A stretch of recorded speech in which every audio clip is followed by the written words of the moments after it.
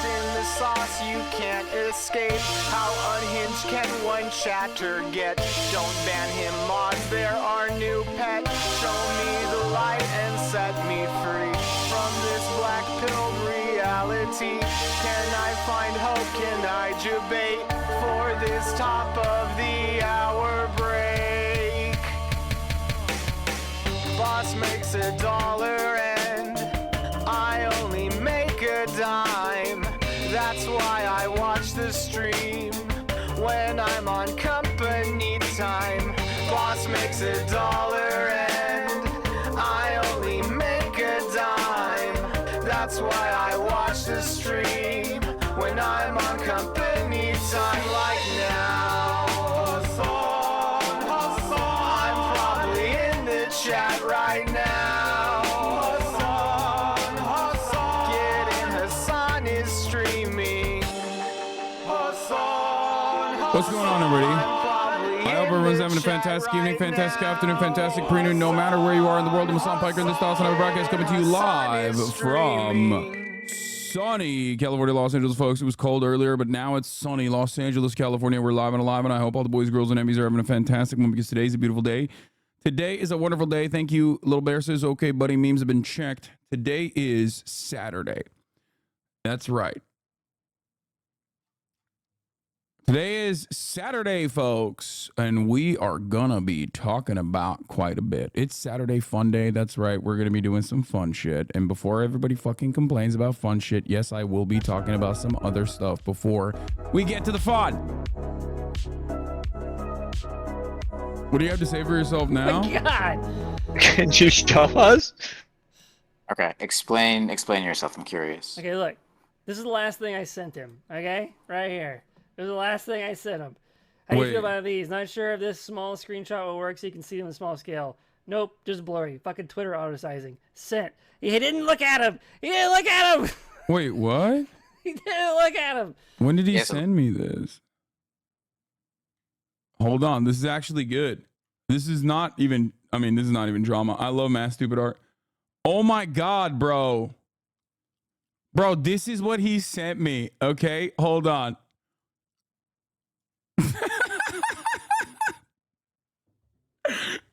I didn't see this. Wait, when was that? Oh shit. That was on October, I think. Okay, that's my bad. Okay, it is my bad. I asked him a while ago, as you guys remember. Mass Stupid Art is a wonderful community member. He's done a lot of fun, a lot of incredible fan art.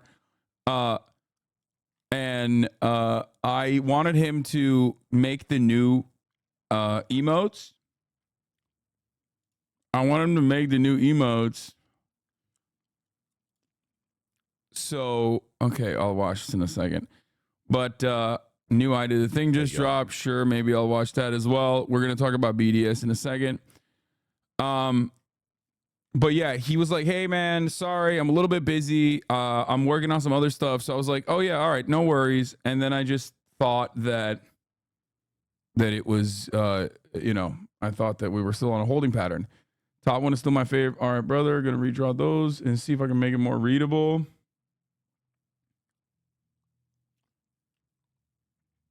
Yeah, I think it's perfect. This is what we're working with. What do you guys think about this? Here, I'll show you.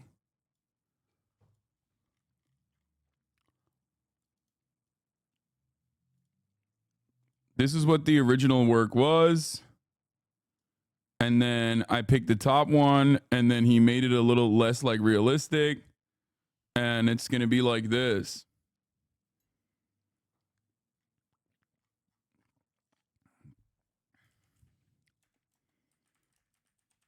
Yeah, he sent it to me October 28th. To be fair, a lot of stuff was happening in the month of October, so I didn't see it. But yeah. No, these are sub badges. No, sub badges. You see the sub badges on the side where it says like 2-year subscriber, 24 months? That's what we're changing.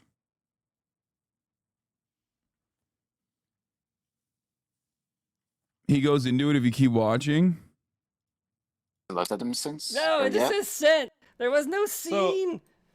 But you know what? So Look, it's Hassan's fault. look, it's not just his fault. I got caught up in Will's stuff, and I totally just forgot to check again. It's my fault. Yeah, he was doing. He was also working on some other stuff in the beginning, so that's why I thought he was still working on some other stuff.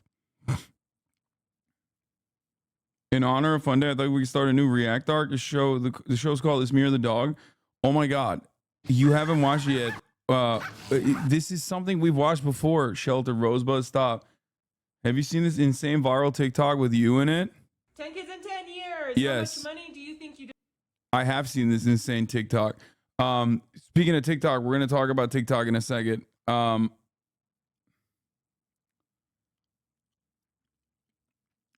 yeah, but before we get into all of that, this is the part of the broadcast where I tell you a little bit about my personal news about what's going on in the world of Hasan Hasanabi Piker. Oh my god, I didn't even do my regular old fucking start. I'm getting blasted already with this nonsense from the jump. Are you changing all the badges? No, I was planning on changing them. Yeah, I was planning on swapping out. I think I told them, let's swap out the ones with like fish with the newer, like with the same version. You know what I mean? So early today? No, I'm not early today. It's 11:37. I'm live. I'm alive, and I'm on the right time slot. Anyway, this is part of the broadcast where I tell you a little bit about my personal news before I blast off, as you guys know. And personal news wise, I finally watched Zone of Interest last night. I watched Zone of Interest last night, and oh my god, what a harrowing experience. It was like, it reminded me of the Safdie brothers Uncut Gems a little bit, as far as like, or not Uncut Gems actually, the other one that they did, the other movie, for one reason and one reason only. Hold on, I'm going to explain it to you. Good Times. Yeah, Good Time. Good Time is wall-to-wall anxiety inducing. Okay? Not Uncut Gems, but Good Time is wall-to-wall anxiety inducing. There's not a moment when you're watching Good Time where you're like, oh, I can have a breather here. Like there's not like a moment of self-reflection, a moment to just be like, okay, I'm good. Like things are finally looking up. And honestly, that is exactly how I felt, but this time with sheer disgust and just discomfort. Zone of Interest does a phenomenal job with sound, in a way that I don't really understand, in a way that I haven't really seen before. The fact that like the Auschwitz camp is never directly shown, the inside of the Auschwitz camp, these harrowing images of the Holocaust that we've seen 1,000 times over. At this point, it's a bit of a cliche even to make a World War II movie or to make a Holocaust movie. The fact that Jonathan Glazer, when I first found out about Zone of Interest before I watched it, I was like, oh, here we go. Another Holocaust movie. It's probably going to be like fine. It's probably going to be sad. It's probably going to, it's just probably not, it's just going to be the same old, like something that we've seen before. And it was not like that at all.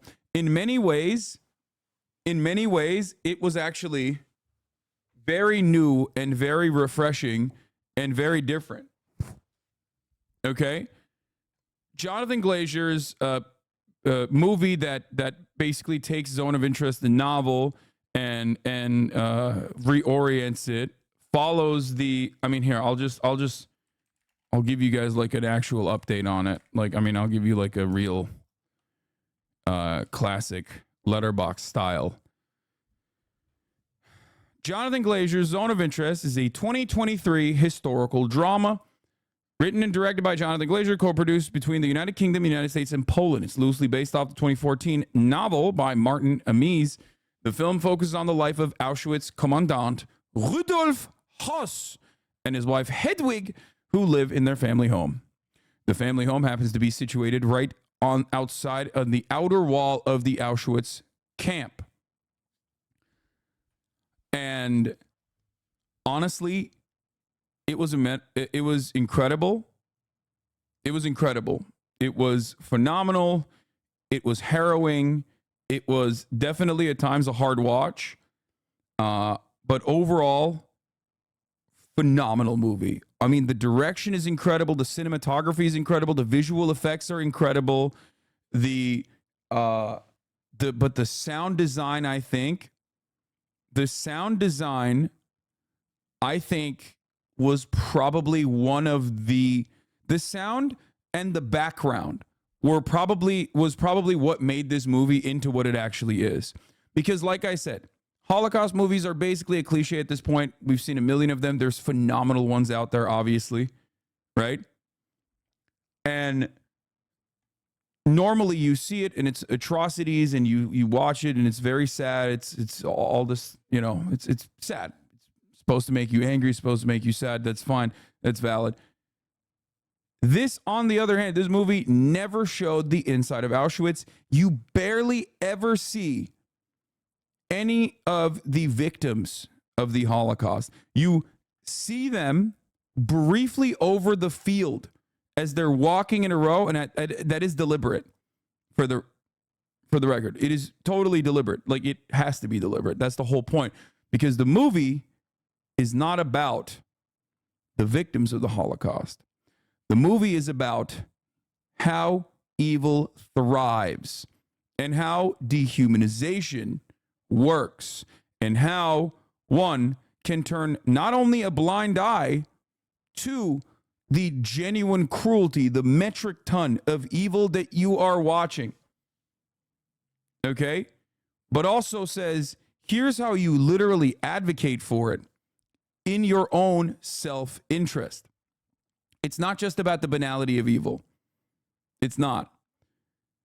I found it incredible. Like I said, it was literally wall to wall, anger inducing, like sheer disgust. It definitely made me get more mad that we didn't, punish the Germans more, for sure. Like, that was my immediate takeaway. My immediate takeaway was like, why the fuck did we not punish the Germans more? Okay? This is unacceptable. Like, it is totally unacceptable. 6,000 Nazis? No, so much more. There was a fuck ton more of punishments that should have been dished out. Did any scene stand out to you? Yes. The moment where, so in the movie, obviously, like, Hedwig and Rudolf Höss are basically like a power couple. They are the perfect settlers. Okay. As you guys know, Nazi Germany had this attitude of like settling, Lebensraum, settling in the East. Their goal was to take over places and then settle in these territories in an identical way to what Israel is doing in the West Bank, by the way, which Jonathan Glazer also brings up in his Oscar speech that everyone mauled it over, even though he was based and also a phenomenal person in general. And so they build this beautiful house, this like the home of their dreams, right? They build the home of their dreams right next to the fucking Auschwitz camp, which Rudolf Höss is in control of, right? He's the commandant. And she has this idyllic countryside home. And when you think about it, if you can just like, if you don't know what's going on in the background, if you are just like living under a rock, if you're just completely oblivious to the Holocaust, maybe at first you look at it and you're like, oh, what a beautiful home. It has central heating. What a beautiful home. What a beautiful garden. It has a greenhouse. It has a pool. Right? They're so tidy and so aesthetic. Okay? And yet, something very nefarious is going on in the background, and it never stops. Throughout the movie, there is not a single moment where you are not aware of the presence of Auschwitz, which is really interesting. There is not a single moment where you're not aware of the presence of Auschwitz. Now, obviously, you can't see the smell. You can't sense the smell. We're watching. There's no smell-o-vision. but they do actually show how upsetting and unsettling the smell is. Not in a way that causes you to have a human reaction to it where you're like, what is going on here? The atrocity is out of control. Perfectly depicted, mind you, by two scenes. One, when the father is fishing and he sees, like, I think it's a human jaw downstream, and he realizes that he's actually currently swimming with his children inside of the downstream of Auschwitz, inside of a river where there are the people that he is killing mercilessly, and their ashes being dumped into the river. So this is not a moment of self-reflection for him, though. It's sheer disgust. Why does he have sheer disgust? Because he doesn't like the cleanup part of it. And that's really important. And I think Jonathan Glazer showed that very well. It's how, like, the Holocaust actually impacted every sense, like all of the senses of those who perpetrated it. And yet they still had this vision of themselves. They still had this, like, elevated vision of themselves, while simultaneously thinking, like, while simultaneously dealing with the impact of it, but as though it was a sheer nuisance. Never consideration for the humanity given to the victims, not even for a single second. This is really important to understand. And I think they do a really, really good job with this. I think Jonathan Glazer does a really good job with this. That was the one instance where it's like, where he's in the water with his little kids, and he realizes that, like, this is downstream of the fucking camp, and he's like, oh shit, this water is contaminated with the ashes of the Jews that he's literally killing. And then the other moment that's a really good one is the mother. So Hedwig's mother, classic mother-in-law, comes in, notices that this is an idyllic home that Hedwig always dreamed of. And he even says something along the lines of, like, wow, you did it. Like, you really did the dream. You really followed through. You made something of yourself, right? Mutig. And throughout the couple weeks that she's there, she slowly but surely is discomforted by the routine existence. Not discomforted in a way where, like, she is like, oh, the inhumanity is out of control. Discomforted simply because it's a nuance. Jonathan Glazer actually was interviewed about this. He very perfectly put it. He said, people want to eat meat, but they don't want to go to the butcher shop and live inside of the butcher shop where they see the blood. It's not that they think it's inhumane. It's just that they don't want to deal with having blood on your clothes. They don't want to deal with the smells all the time, right? That's what he said. And that's precisely the case. Like, it is not about, like, the morality of the Holocaust or how these people, thought that what was going on was immoral, because there's a beautiful moment again where the mother is literally talking about, like, pointing to the fucking wall of the Auschwitz and going, remember our Jewish neighbor? I wonder if she's there. And the daughter goes, probably. And she goes, I wanted to buy her curtains once she was sent to the fucking camps. And the bitch across the hall from her actually bought those curtains. I really wanted her curtains. Like, it's an afterthought. The humanity of Jewish people is basically a fucking afterthought for them. Right? I used to clean for her. That's what she says. And I really wanted to buy her curtains. Yeah, Hedwig also threatens to kill her servants as well. They're Polish. One of them is suspected to be Jewish and hiding as a Polish person too. I think that's like a little bit of a point where with the black and white moments of the little girl putting apples on the road. But yeah.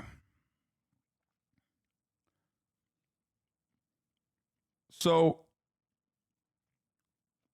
the servants were Jewish. They just claimed they're Polish, I guess. They don't openly state that, by the way.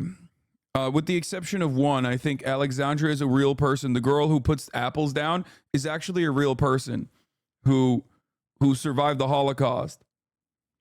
And Jonathan Glazer said that if he had not featured her in the movie, he would have stopped making the movie, which I totally understand. He was like, I needed like a shining light.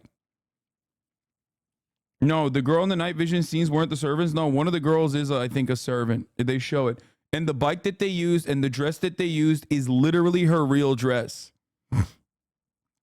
Jonathan Glazer actually talked to her. Her name is Alexandria. And that girl is a real girl. She died while they were making the movie, by the way, from old age, obviously. But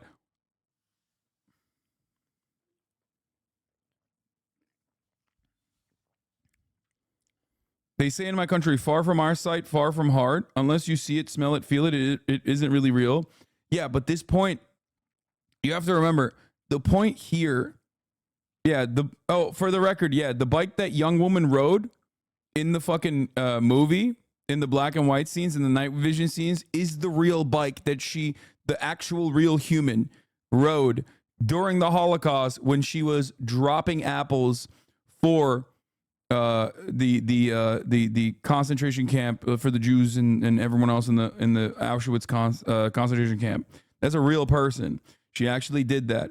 There was also another really interesting part that I think he added on there, because it's still, there can't be any fucking humanity in this at all, because although he put her in the show, oh, and the house that they filmed in was her real house, by the way. Yeah, it was the house that they filmed it was her real house, like the girl that actually lived there. So, and the song she played on the piano was also a real song from a Holocaust survivor. So there are a lot of moments. There are a lot of moments of like little trivia, like I guess real instances, like of real atrocities that Jonathan Glazer added onto it. And there's another attention to detail, which I think is very interesting, where there's a moment in the end, like towards the end, where one of the little boys, one of the little Haas kids, hears a kerfuffle from the window on the other side of the wall inside of the camp, and they talk about how two prisoners were fighting, and how or rather, like someone stole an apple or something, picked up an apple, and that's why he was getting drowned. Like one of the victims was getting drowned by the fucking Nazis. And I thought that was really interesting as well, because even like something that is objectively good and a good act still led to the death of yet another person in the camp. So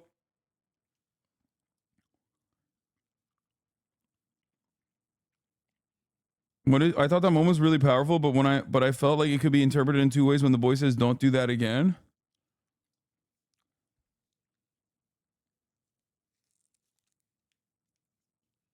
Just mute until the spoilers are over. It's what I do. What the fuck do you mean spoilers, bro? There's spoilers. The Holocaust happened, bro. What do you mean? 6 million Jews. That's not a spoiler. It's just what happened. Like Auschwitz is a real place, dude. What do you mean spoiling the fucking Holocaust? You can't spoil this movie.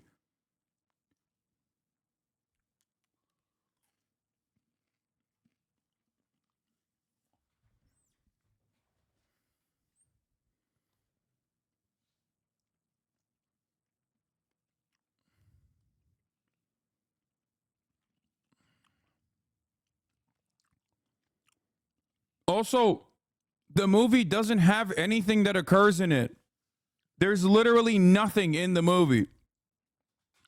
As a matter of fact, it's kind of the point that nothing really happens while so much is happening in the background. Nothing is happening in the foreground. Like literally nothing at all. It's just people living their fucking lives. It's like a slice of life. Nazi Germany. It's kind of crazy. But the way that they made it, the way that they made it work is so nutty. Like, dude, there is not a single scene in this fucking movie, I don't think, where you are not aware of the loud background of Auschwitz. Not a single moment goes by where you're like, oh, I forgot that this is a movie about the Holocaust. in the windows, in the background. The furnaces are running all day. Okay? They're running all day. At night, the fires keep up the children. The fires actually keep the grandmother up. There's constantly like a stench.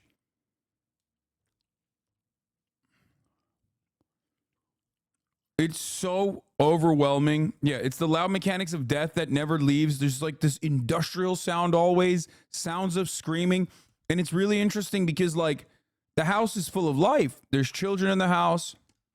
There's a baby in the house. She's crying.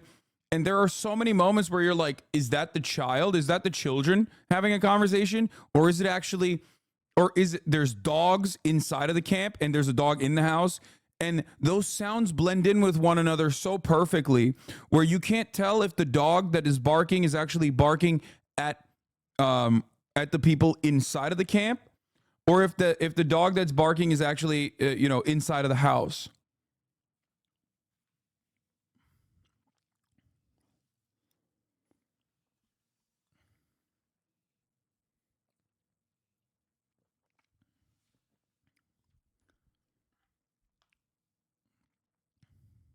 Anyway.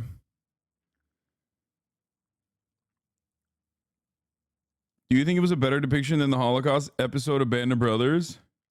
No, I think Band of Brothers was really good too.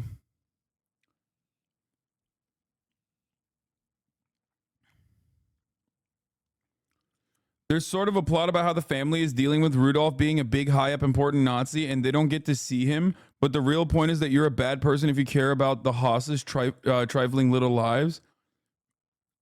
Yeah. Dude, this argument that you just made, literally the argument that you just made, I had this exact same conversation with someone else where someone went, punishing Germany hard after World War I is what led to World War II. Destroyed economy, right-wing populists rose to power.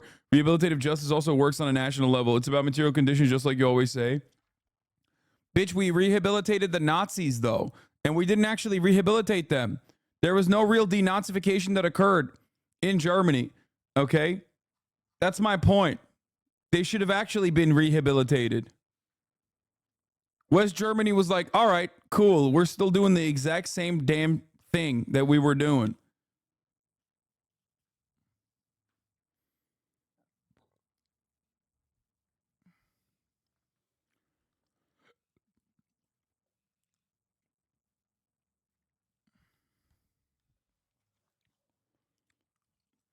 There was for the populace, not for the officials. Yeah, the other part that's so crazy is that they're like so fucking up their own assholes that they are literally like, what do you mean we have to leave? There's a moment because like Rudolf Hess is like Hess is being transitioned into like a deputy inspector position, and he's so mad about it because he loves running Auschwitz. Like he fucking loves having command over like all the people at his beck and call. It's very prestigious for him. And I think he also legitimately loves gassing people, like straight up. He loves the logistics of it. He's like very autistically being like, oh, I love gassing Jews, like straight up. Like he's just straight up a savant about gassing Jewish people. Now, why do I say this? Because there's also a literal fucking point where he's sitting towards the end. There's this like banquet. There's this banquet hall, and they're talking about this new operation. They're gonna kill all the Jews in Hungary. They're very excited. Vitesse Rend. Remember, Sebastian Gorka's pappy was a part of it. Collaborators with the Nazi government that outed Jews and like picked them and were shipping them over to muted. Dude, come on, man. Hungarian Jews being slaughtered in the Holocaust is not a fucking spoiler. It's just a thing. What the fuck?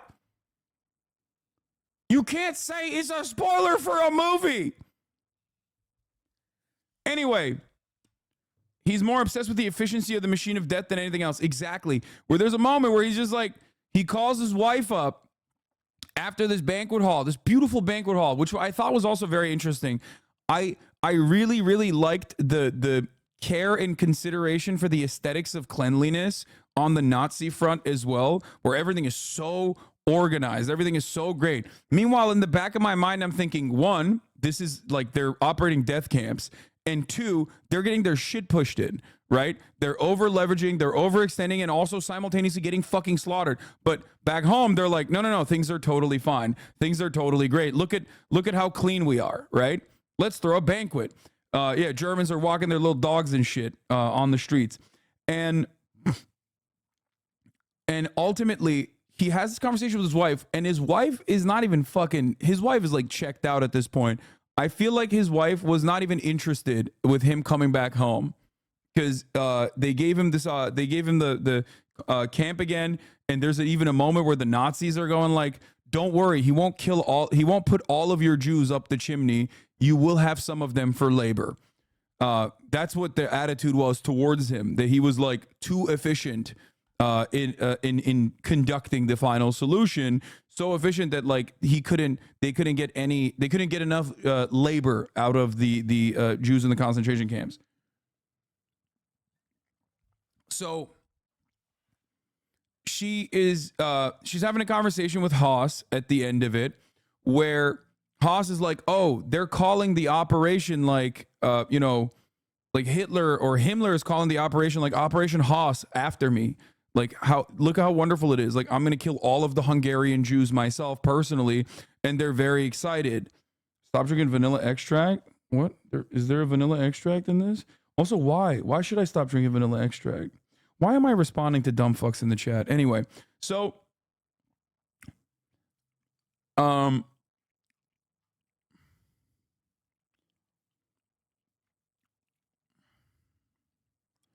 maybe they were just joking. The movie staff wasn't there for all the filming. They set up cameras and left for more authentic fly on the wall filming. Yeah, I heard that as well. That's pretty crazy. Anyway.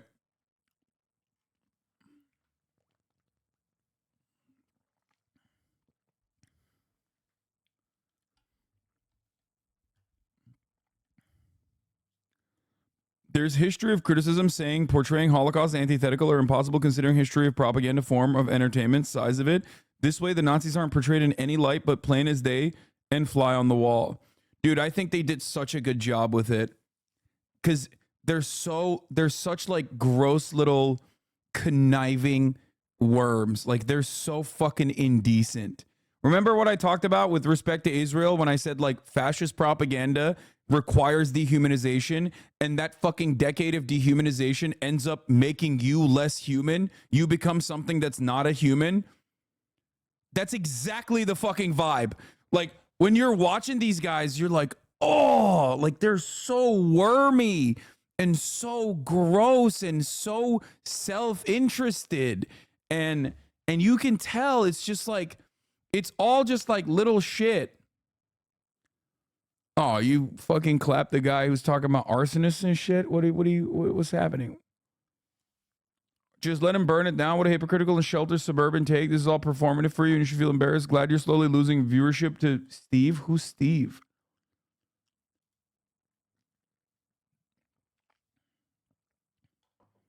Oh, I forgot to mention. So his wife is checked out. He's talking about the banquet. He talks about how excited he is, and his wife is just like, why are you telling me this right now? It's too fucking late. And he goes, you know what? I couldn't even think of anything other than the fact that logistically how difficult it would be to gas every single person in that room because of the high ceilings. And that, I think, shows exactly what his attitude is, which is that he is just like, he just fucking loves it. He loves the logistical hurdles of killing people as efficiently as possible with gas.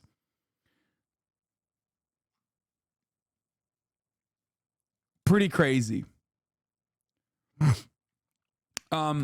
Anyway, overall, the final gagging moment, do you think when he was gagging was because he was realizing how shitty he is?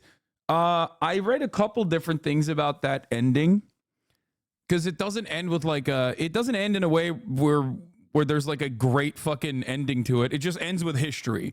Basically, it ends with him walking down the stairs alone He's in his little shitty apartment, and you see moments where he's going to the doctor, and the doctor's like looking at at what's wrong with him, right? It's like, are you shitting? How many times are you shitting a day? He's like, 2. How do you piss? Urinate. Fine. I think we are supposed to recognize that, like, the constant environmental challenges that he has created in Auschwitz is I think, like, literally killing him. That's how I saw it. Like the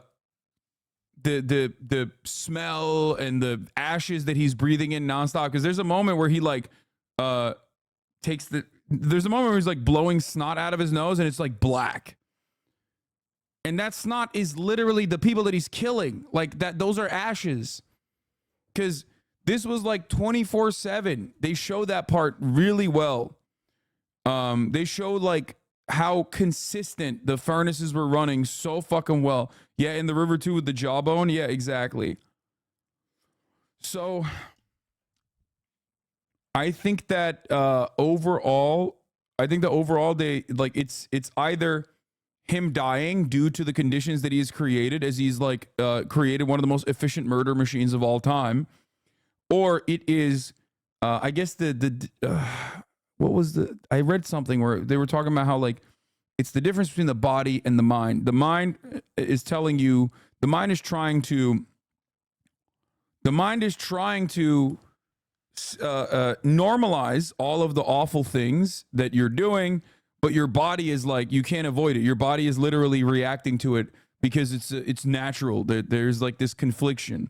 So because the body keeps the score, basically. Exactly. So your body is like trying to throw up, but his brain is stopping him from throwing up, which is why he's dry heaving. It's not the sheer disgust that he feels at all. It's that his body feels disgusted. So the body's trying to throw up, but he's actually not able to throw up because he's stopping himself from throwing up because his brain is not disgusted with his actions at all. That is the dichotomy. I think that they were trying to present there. With him like dry heaving at the end, and then flash forward, it's just a bunch of like janitors cleaning the Holocaust camps, which is that like they lost. It's to showcase that they lost, and now it's just history.